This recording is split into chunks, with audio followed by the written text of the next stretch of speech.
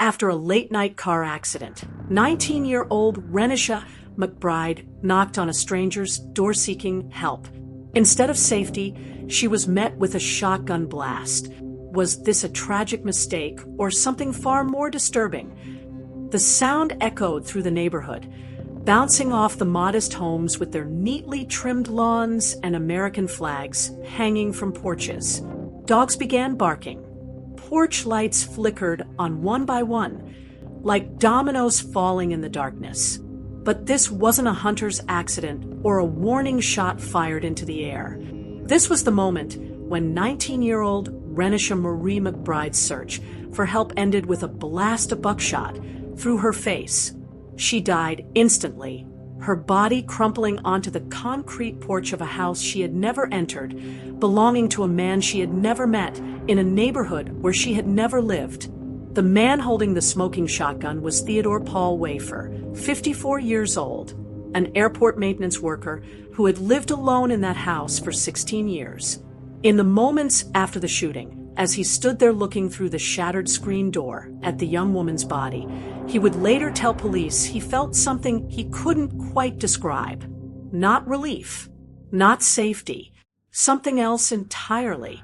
What happened in those crucial hours between a car accident and that fatal shot would become one of the most controversial cases in Michigan history. Every minute, every decision, every step that Renisha took that night would be scrutinized, analyzed, and debated in courtrooms, living rooms, and newsrooms across America. But to understand how a teenage girl looking for help ended up dead on a stranger's porch, we need to go back, not just to the beginning of that night, but to the forces that had been building in this community for years. Forces that would collide with devastating consequences at the intersection of fear, race, and a loaded 12-gauge shotgun. The night began like countless others for Renisha McBride. Shortly before 1 a.m., she was driving through the west side of Detroit at the intersection of Bramall and Majestic Streets. She had been out with friends, enjoying the Friday night freedom that comes with being 19. Her family would later describe her as a vibrant young woman, full of life, someone who lit up every room she entered. She had graduated from Southfield High School just the year before and was working while figuring out her next steps in life. What investigators would later discover through toxicology reports was that her blood alcohol level was more than twice Michigan's legal limit for driving. This detail would become a lightning rod in the case. Some would use it to blame her for everything that followed, while others would argue it made her even more vulnerable, more deserving of help rather than violence. Tell me the time and country you are watching from. At around 1 a.m., the sound of impact shattered the quiet of the residential street.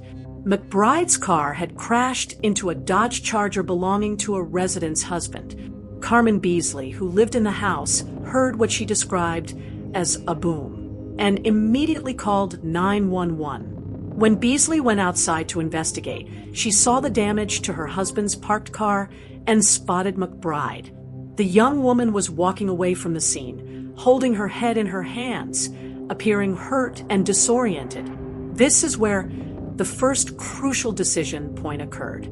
According to Beasley's testimony, she tried to help McBride, but the injured teenager kept saying she just wanted to go home. Beasley called for an ambulance, giving dispatchers the location and describing a young woman who appeared to need medical attention. But Renisha McBride didn't wait for that ambulance. In her confused state, possibly concussed from the accident, she walked away into the darkness. The emergency responders would arrive to find a damaged car, but no injured driver. The police would file their reports. The tow truck would come for the vehicle, but Renisha had vanished into the night. These 2.5 hours remain largely a mystery. Where did Renisha go? What was she thinking? Was she trying to find her way home? Was she looking for help? What we know is that she was hurt, confused, and alone. Witnesses who saw her described her as bloodied and disoriented. Her cell phone, which might have been her lifeline, was either dead, damaged in the crash, or simply not working. In 2013, before the ubiquity of ride-sharing apps, before every street corner had security cameras recording every movement, a young woman without a working phone in an unfamiliar neighborhood had limited options. The distance between the crash site in Detroit and Theodore Wafer's house in Dearborn Heights was approximately 3 miles. For someone uninjured and clear-headed, it might be a 40-minute walk.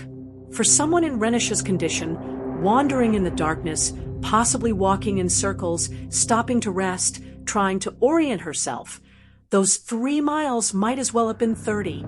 To understand what happened next, we need to understand Theodore Paul Wafer and the house where Renisha McBride would draw her last breath. Wafer had purchased the modest brick home on Outer Drive in 1997. For 16 years, he had lived there alone after his long-term girlfriend moved out. He worked at Detroit Metropolitan Airport, maintaining the facility's a steady job with decent pay and benefits. His neighbors described him as quiet, someone who kept to himself, maintained his property, and caused no trouble. According to his own testimony, on the evening of November 1st, Wafer had gone to a local bar where he consumed 3 beers, returning home by 7 p.m. He spent the rest of the evening alone in his house, watching television, following his usual routine. By midnight, he was asleep in his living room chair, a habit he developed over the years of living alone. The shotgun that would end Renisha's life had been purchased by Wafer in 2008. As he would later testify, he bought it because he was not getting any younger and lived alone. He had loaded it about a month before the shooting after a neighbor had a run-in with 3 men. This detail is crucial. The gun wasn't loaded in response to Renisha's knocking. It had been sitting there, loaded and ready for weeks. A loaded weapon waiting for a threat that, in Theodore Wafer's mind, could come at any moment. Dearborn Heights in 2013 was a community in transition. The suburb, which borders Detroit, had seen demographic shifts over the years. The crime rate had risen. Break-ins were not uncommon. Many residents, particularly those who lived alone like Wafer, felt a growing sense of vulnerability. The local news was filled with stories of home invasions, violent crimes bleeding over from Detroit into the suburbs. This fear wasn't entirely unfounded, but it created an atmosphere where every unexpected sound in the night carried the weight of potential danger, where every stranger at the door might be a threat, where shoot first, ask questions later could seem, to someone gripped by fear, like self-preservation. Theodore Wafer was jolted awake by the sound of knocking. Not a polite tap or a doorbell ring, but what he would later describe as loud, aggressive pounding. In his disoriented state, having been startled from sleep, the sound must have been terrifying. Someone was at his door in the dead of night, pounding with increasing intensity. Wafer would later testify, "I didn't want to cower in my house. I didn't want to be a victim." These words reveal the mindset that would lead to tragedy. In his half-awake state, influenced by weeks of loaded preparation, months of neighborhood anxiety, perhaps years of accumulated fear, Theodore Wafer made a decision. He didn't call 911. He didn't turn on exterior lights to see who was there. He didn't speak through the door to ask who it was or what they wanted. Instead, he grabbed his shotgun. If truth and justice matter to you, don't just listen, be part of this journey. Subscribe and help us keep these untold Black stories alive. The screen door, investigators would later note, consisted of a steel frame with a screen insert held in place by clips. When they arrived at the scene, they found the screen insert out of position. The defense would argue that this damage was caused by McBride's pounding. Prosecutors would contend that the screen could have been damaged days or weeks before, and there was no evidence McBride caused it. This seemingly minor detail about a screen door would become pivotal. If the screen was already damaged, then Wafer's claim that he feared someone was breaking and loses credibility. If Renisha damaged it with her knocking, it might support his claim that he genuinely feared for his safety. According to Wafer's testimony, he noticed the screen door issue and opened his front door further. He claimed he saw a figure emerge from the side of the house. He then fired his gun, but the physical evidence told a different story. Expert testimony for the prosecution indicated that Wafer was only about 3 feet away from McBride when the gun was fired. 3 feet. Close enough to see her face. Close enough to see she was a young woman. Close enough to see she was unarmed. Close enough to see she was injured and needed help. The prosecution's experts testified there was no possibility the gun fired accidentally. This contradicted what Wafer initially told police in a videotaped interview just hours after the shooting, where he claimed he had forgotten the Mossberg 12-gauge was even loaded. The shotgun blast struck Renisha McBride in the face. She died instantly.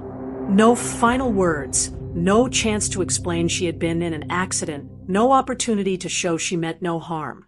Just a young woman looking for help. And then nothing. Theodore Wafer called 911 approximately 3 minutes after the shooting. His voice on the recording is shaky, confused. He tells the dispatcher he shot someone who was trying to break into his house. When asked if the person is still there, he says yes, they're on his porch. When asked if they're moving, he says no. The first police officers arrived at 4:56 a.m. They found Renisha McBride's body on the porch, her blood pooling on the concrete. They found Theodore Wafer inside, the shotgun on his living room floor. They found no weapons on Renisha, no tools that could be used for breaking and entering, just car keys in her pocket and injuries consistent with a car accident.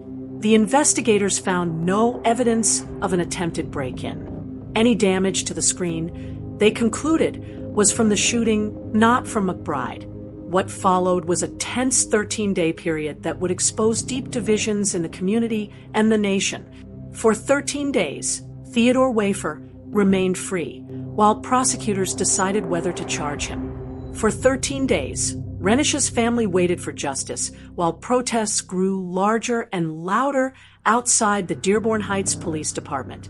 If you can't stand people like Theodore Wafer, comment. Everyone deserves justice. The case immediately drew comparisons to the killing of Trayvon Martin in Florida the year before. Another unarmed black teenager.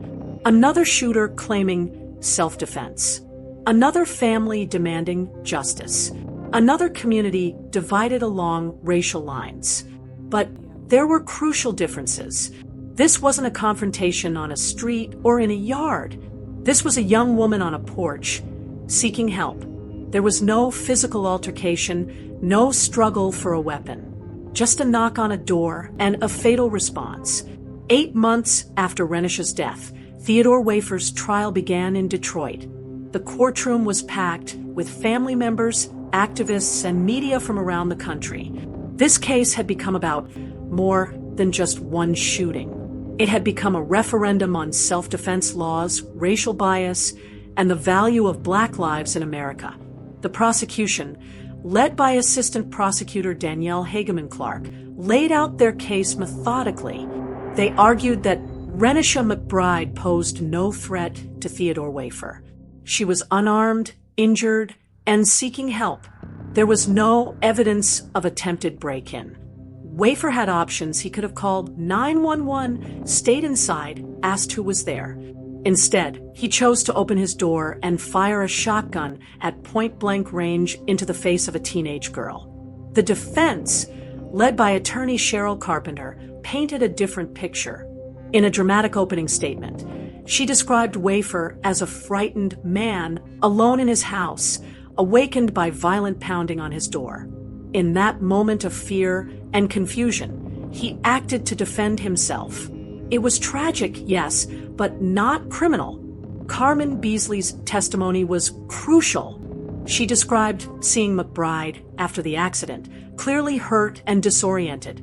She told the jury how she had called 911 for help, how McBride had said she just wanted to go home. Her testimony humanized Renisha, showing her not as a threat, but as a vulnerable young woman in distress. The medical examiner's testimony was graphic and devastating. The photos of Renisha's injuries were so disturbing that several family members had to leave the courtroom. The trajectory of the buckshot, the distance of the shooting, the impossibility of it being accidental, every piece of physical evidence contradicted Wafer's initial claims. Comment, "I stand for justice," if you're not siding with the bully. Theodore Wafer took the stand in his own defense, crying as he told his version of events. He described his fear, his confusion, his belief that someone was trying to break into his home. But under cross-examination, his story began to unravel. When pressed about his actions, Wafer made a crucial admission. He shot on purpose. This contradicted his earlier claims to police that the shooting was accidental. The jury saw the videotaped police interview, where he had said he forgot the gun was loaded. The inconsistencies in his story were damaging. The prosecutor asked him simple questions. Did you see her face? Yes. Did you see she was unarmed? Yes. Did you know you were pointing a loaded shotgun at her? Yes. Did you pull the trigger? Yes. Under Michigan's 2006 self-defense law, a person can use deadly force if they honestly and reasonably believe they face imminent death or great bodily harm. The key word is reasonably. Would a reasonable person in Wafer's situation have believed they were in imminent danger from an unarmed, injured teenage girl? The prosecution argued that fear alone isn't enough. The fear must be reasonable. And there was nothing reasonable about shooting an unarmed teenager who was knocking on a door seeking help. After deliberating for 2 days, the jury reached their verdict. The courtroom was silent as the foreman stood to read it. Theodore Paul Wafer, guilty of second-degree murder, guilty of manslaughter, guilty of felony firearm possession. Renisha's mother, Monica McBride, broke down in tears. It wouldn't bring her daughter back, but it was accountability. It was acknowledgement that her daughter's life mattered, that she deserved help, not violence, that night. If you believe people should be treated fairly, hit subscribe. Trolls won't. Theodore Wafer stood still as the verdict was read, his face expressionless. The man who had been so afraid that night now faced the reality of spending potentially the rest of his life in prison. At sentencing, prosecutors recommended at least 17 years in prison, including 2 years for unlawful use of a gun. Renisha's family gave victim impact statements that left many in the courtroom in tears. They spoke of a young woman full of promise, of holidays that would never be the same, of a future stolen in an instant of fear and violence. Judge Dana Hathaway sentenced Wafer to 17 to 32 years in prison. Prosecutor Patrick Muscat called the sentence fair and just. But for many, the case raised questions that no verdict or sentence could answer. Questions about who gets to claim self-defense and who doesn't, about whose fear is considered reasonable and whose life is considered threatening, about what happens when implicit bias meets explicit violence. The death of Renisha McBride wasn't an isolated incident. It was part of a pattern that stretches back through American history and continues to this day. Black people seeking help and meeting violence instead. In 2013 alone, the same year Renisha died, Jonathan Farrell was shot and killed by police in North Carolina after seeking help following a car accident. In 2016, Corey Jones was shot and killed by a police officer while waiting for a tow truck after his car broke down. In 2018, Botham Jean was shot and killed in his own apartment by an off-duty police officer who claimed she thought it was her apartment. Each case is different in its specifics but similar in its essence. Black people doing ordinary things, seeking help, waiting for assistance, being in their own homes and being met with deadly force by people who claimed they were afraid. The question that haunts these cases is always the same. Afraid of what? Exactly? What is so threatening about a black person knocking on a door? What danger does an unarmed teenager pose that justifies shooting them in the face? What monster do some people see when they look at black skin that makes them reach for their guns instead of their humanity? In June 2015, a civil settlement was reached in the case. Renisha's parents, represented by attorney Gerald Thursdaywell, came to an agreement with Theodore Wafer. The financial details remained confidential due to a confidentiality agreement. No amount of money could bring their daughter back, but the settlement provided some measure of acknowledgement of the wrong that had been done.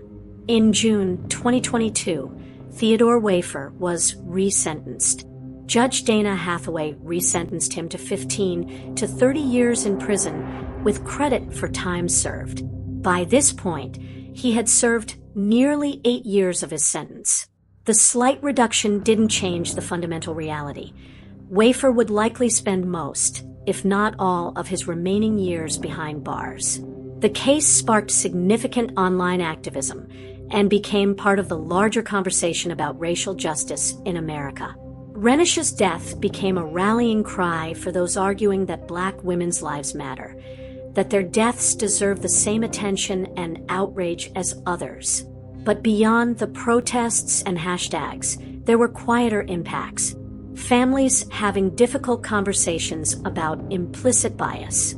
Community groups organizing to ensure people know their rights and responsibilities under self-defense laws. Young black people being given the talk by their parents, not just about how to interact with police, but about how to seek help in predominantly white neighborhoods. The most haunting aspect of Renisha McBride's death is how easily it could have been prevented. A cascade of what-ifs that, had any one of them gone differently, would have meant Renisha would be alive today. What if her phone had worked after the accident? She could have called for help, called her family, called a taxi. She never would have needed to knock on Theodore Wafer's door. What if she had waited for the ambulance that Carmen Beasley called? She would have received medical attention, been taken to a hospital, been safe. What if Theodore Wafer had simply not answered the door, had stayed inside, called 911, let the police handle whatever he thought was happening? Renisha might have moved on to another house, found someone willing to help, or been found by the police who were already looking for her after the accident. What if Wafer had asked, "Who's there?" before opening the door? Had turned on the porch light, had looked through a window, he would have seen an injured teenage girl, not the threat his fear had conjured. What if the gun hadn't been loaded? What if he hadn't bought it at all? What if? But all these what-ifs obscure the most important question. What if we lived in a society where a young black woman could knock on a door seeking help without it costing her life? Renisha McBride's death forces us to confront uncomfortable truths about America, about how fear and racism intertwine to deadly effect, about how self-defense laws, ostensibly neutral, can become licenses to kill when filtered through racial bias, about how black people, particularly black women, can't count on basic human kindness in moments of vulnerability. As one analysis noted, race often plays a part in how people view certain situations. The fact that this was a black teenage girl at the door of a home in a predominantly white neighborhood near Detroit raised questions about how people talk about race and violence within the United States. The suburb where Renisha died, Dearborn Heights, sits on the border between Detroit and its whiter, wealthier suburbs. It's a borderland in more ways than one between city and suburb, between black and white, between fear and trust. These borderlands exist all over America, invisible lines that carry deadly consequences for those who cross them. But fear, even genuine fear, doesn't justify killing. The right to self-defense doesn't mean the right to shoot first and ask questions later. The castle doctrine doesn't mean your home is a fortress from which you can dispense death to anyone who approaches. Monica McBride, Renisha's mother, became an unexpected activist after her daughter's death. In the immediate aftermath, she couldn't even accept an apology. I couldn't accept an apology because my daughter don't," she said, unable to finish the sentence. Her daughter didn't what? Didn't deserve to die? Didn't get a chance to explain? Didn't live to see justice? The McBride family had to endure not just their grief, but also the public dissection of their daughter's life. The toxicology report showing she had been drinking became a weapon used against her memory, as if being intoxicated meant she deserved to die, as if making a mistake driving when she shouldn't have was a capital offense. They had to sit in courtrooms and hear their daughter described as a threat. They had to see the crime scene photos. They had to relive the worst night of their lives over and over again as the legal system ground slowly toward resolution. But they persevered. They showed up. They spoke out. They refused to let Renisha become just another statistic. Through their advocacy, they ensured that her death would mean something, would change something, would matter. It's easy to paint Theodore Wafer as a monster, a racist who shot a black teenager without hesitation or remorse. But the truth is more complicated and, in some ways, more disturbing. If you can't stand people like Theodore Wafer, comment, "Everyone deserves justice." By all accounts, Wafer was an ordinary man. He worked a steady job. He paid his taxes. He maintained his home. He had no criminal record, no history of violence. His neighbors described him as quiet, unremarkable. He was in many ways exactly the kind of person gun rights advocates point to when they argue for the right to armed self-defense, a law-abiding citizen protecting his home. But that's what makes this case so troubling. If Theodore Wafer could do this ordinary man, this regular person, then who else might? How many other Theodore Wafers are out there, sitting in their homes with loaded guns, their fear gradually curdling into something deadly? During the trial, Wafer seemed genuinely remorseful. He cried on the stand. He expressed regret. But regret doesn't resurrect the dead. Tears don't undo trigger pulls. And the question remains, would he have felt the same fear, taken the same action, if the person knocking on his door had been white? We'll never know for certain. Wafer himself might not know. That's the insidious nature of implicit bias. It operates below consciousness, shaping our perceptions and reactions in ways we don't fully understand or acknowledge. The fact that Theodore Wafer was convicted and sentenced to significant prison time was seen by many as a victory for justice. Unlike other high-profile cases where shooters claimed self-defense and were acquitted, the jury in this case saw through the defense's arguments and held Wafer accountable. But the conviction also raised questions about what made this case different. Was it the egregious nature of the shooting through a door in the face at point-blank range? Was it the quality of the prosecution? Was it the makeup of the jury? Or was it simply that the evidence was so overwhelming that no other verdict was possible? The legal system worked in the sense that a man who killed an unarmed teenager was held accountable. But the legal system also failed in the sense that it took 13 days to arrest him, that Renisha's character was put on trial alongside her killer, that her family had to fight for the justice that should have been automatic. And even with the conviction, larger systemic issues remained unaddressed. The self-defense laws that enable these kinds of shootings, the racial segregation that creates the fear and mistrust that fuel them, the gun culture that puts deadly weapons in the hands of frightened people. In the years since Renisha McBride's death, America has seen similar tragedies play out again and again. People shot for pulling into the wrong driveway. Children shot for playing in the wrong yard. Teenagers shot for ringing the wrong doorbell. Each time, we have the same debates about self-defense and gun rights, about race and fear, about who belongs where, and what happens when they're in the wrong place. And each time, after the headlines fade and the protests quiet, we return to the status quo, waiting for the next tragedy. The lesson of Renisha McBride's death, that fear plus firearms plus racial bias equals dead black people, remains unlearned by too many. The policies that might prevent these deaths: stronger gun control, reform of self-defense laws, serious efforts to address racial bias remain unpassed. Instead, we get thoughts and prayers.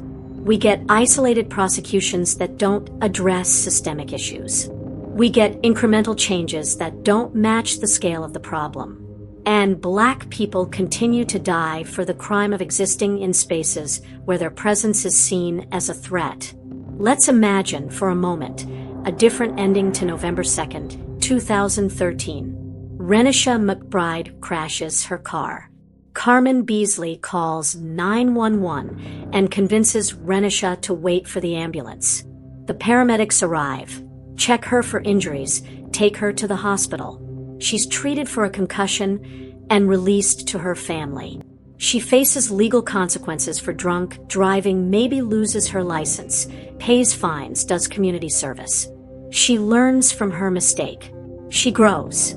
She lives. Or yet another. Wafer opens the door without his gun, sees a young woman who's clearly injured and distressed. His humanity overrides his fear. He asks if she needs help. He calls 911 for her. Maybe he even gives her a glass of water, a place to sit on the porch while they wait for help. Renisha survives. Wafer becomes a minor hero in a local news story about helping a stranger in need. These are not just cases, they're lives, memories, and voices that should never fade. Subscribe today and walk with us through the mysteries left unanswered.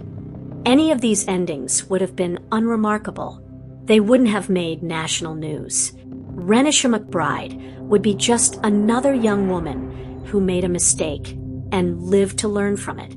Theodore Wafer would be just another suburban homeowner, maybe with a story to tell at dinner parties about the night someone knocked on his door. But that's not what happened.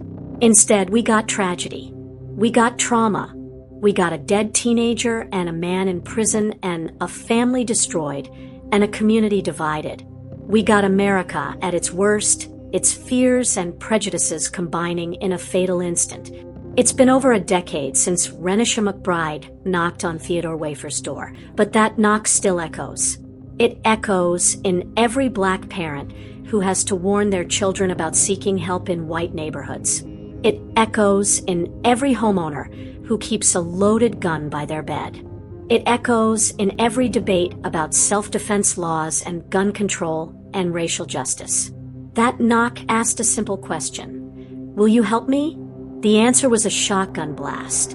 But that knock also asks larger questions that we still haven't answered. What kind of society do we want to be? One where fear triumphs over compassion, where guns speak louder than words, where someone's race determines whether they're seen as a threat or a human being in need.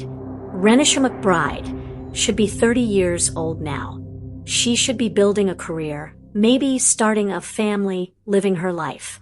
Instead, she's frozen forever at 19, a young woman whose last act was to seek help that never came. Her story is a tragedy, but it's also a warning. Every time we let fear override our humanity, every time we reach for a weapon instead of extending a hand, every time we see threat where we should see need, we risk creating another Renisha McBride, another life lost, another family destroyed, another community scarred. The question is, how many more Renishas will there be before we learn? How many more knocks will go unanswered? Or worse, be answered with violence? How many more times will we have this conversation, shed these tears, feel this outrage before something actually changes? Theodore Wafer is in prison. Renisha McBride is in the ground. And somewhere in America tonight, someone is loading a gun, consumed by fear of a threat that exists mainly in their imagination. Somewhere else, someone is getting into a car when they shouldn't. Tell me the time and country you are watching from. Today, Wafer sits behind bars. Renisha's family moves forward as best they can. But the echoes of that night still haunt America. Renisha wasn't a criminal. She wasn't armed. She wasn't breaking in. She was just 19, hurt, scared, and looking for help. And yet, she died because someone chose fear over compassion. A gun over a phone call. Violence over humanity. Her story forces us to ask, the next time someone knocks, what will you answer with? Compassion or a trigger?